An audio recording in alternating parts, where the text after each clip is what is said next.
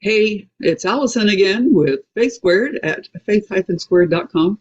So this is kind of a unplanned, sort of spontaneous kind of um, discussion of a dream that I once had. It came up in a coaching session with a client this week, and the more I thought about it, the more I thought this is something I could share with people, and it might be something that folks would enjoy hearing. So here we go. In the year 2020, on the night of July 4th, while camping, I had a really amazing dream, perfect for someone like me doing brain retraining for addressing PTSD and assorted scary things related to my nervous system being stuck in fight or flight. The previous night had felt like a dip in the roller coaster. That's probably putting it mildly. So I was working hard all day to make my practices meaningful and get my thoughts on track, especially near bedtime, and prepare my brain and body for a good night's sleep. The sleep was much better than the night before, for sure, but it was this particular dream that made it really terrific. In the dream, my husband and I were visiting some kind of metropolitan area, it seemed like Seattle probably, where some construction was happening in a space between two huge office buildings. It had previously been some kind of a nondescript sort of a courtyard passageway with steps, and now it was being made into some kind of a zoo or animal sanctuary. They had just constructed a few modern stark rooms so far, no finishing touches, and there were already a few animals here and there, but no cages or real enclosures yet. And there were no workers or zookeepers anywhere either, at least not doing any work that we could see, but there were a few other tourists like us milling around. The first animals we really noticed were a couple of snakes, which is logical, as my husband and I had been reading a book that day with snakes featured in the plot. So he was occupied with compassionately dispatching the non-aggressive snakes, no threat there, so I wasn't worried. And I calmly decided to go back outside and walk back down and wait for him. I soon realized that in the rooms I was passing through, there were tigers sitting there on some like rectangular and cubicle platforms and shelves. And again, there weren't really any enclosures. And I kept wondering if I should be worried about them. And then one started to follow me.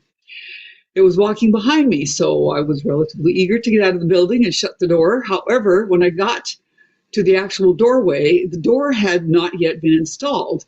It was just leaning against the outside of the opening of the wall. Thankfully, it was big enough that when I put it against the opening, it didn't fall through, but there was no way to secure it.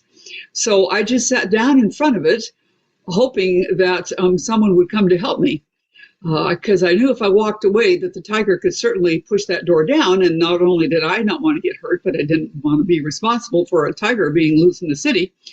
So I relatively calmly sat there in front of the door and started calling out to see if someone would come and help me. It so happened that a friend of mine was nearby, and he and an associate of his came over to see if they could help. Side note, interesting, it was a musician friend of mine whose upbeat music I had been listening to that day. Anyway, somehow, some way, as we talked, the door scooted sideways a little bit and the tiger began pressing his nose through the crack. Now, suddenly, I just had the thought that I wanted to pet the tiger, and so I did. And the door got pushed open a little bit more by this eager nose, and the tiger responded to the petting and the attention like just the sweetest, biggest house cat that you have ever seen.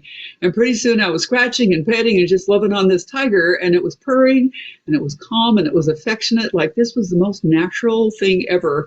And the whole thing felt really transformative because I have always loved big cats. When I woke up, I thought about the oft-used analogy of severe anxiety and PTSD feeling like being relentlessly chased by a tiger.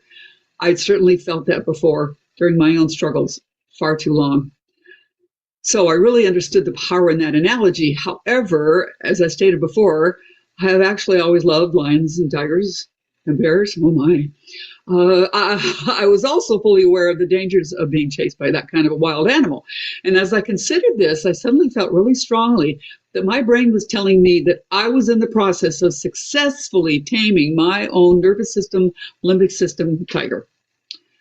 The new modern remodeling construction, which symbolized my brain and nervous system, situated between the large complex office buildings, right and left cortexes, was the part of my brain that was getting brand new, clean, updated pathways created.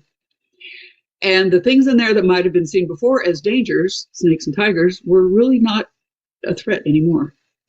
I was taming my own tigers with my newfound sense of calm, peace, and safety. It felt very empowering to realize I had been given a dream with that much symbolism and hope. And I feel strongly that it was a huge step toward me achieving healing and wholeness. And here I am, healed and whole. If you're on a recovery journey now, I hope that helps. And now I'm thinking I need to go write some lyrics to a song about taming your tiger. If this is the first time you've watched one of my videos, this would be a great opportunity for you to go check out faith-squared.com, see what we have to offer. Lots of good music, lots of good stuff to educate you about nervous system dysregulation and how we can do something about it. And yeah, I hope to have you join me in a future video. And thanks. See you around.